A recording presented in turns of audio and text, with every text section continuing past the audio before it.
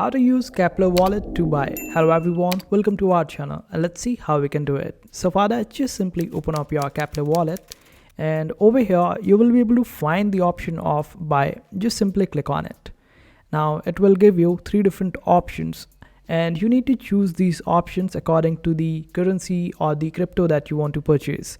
So let's take the example of Kado and MoonPay and see what we can purchase on them. So when you open up MoonPay, you will be able to see that you can purchase Cosmos or Atom token basically or Kava, and you won't be able to find other cryptos over here. So on one end you will have to select the currency of your country, and on the other just select the crypto that you want to purchase. Suppose I want to purchase Cosmos Atom, so I will just select that. Then I will just click on continue and just go ahead with the process in order to purchase it. And in case if I want to purchase some other crypto, then I will just open up Kado and over here just select the currency of your country, and after that when you click on this option of second option, you would be able to find different cryptos over here.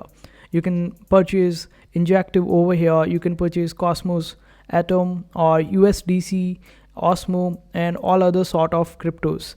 USDC from different chains are also available on Kado. So this way you would be able to purchase using Keplr wallet, and that's how you do it.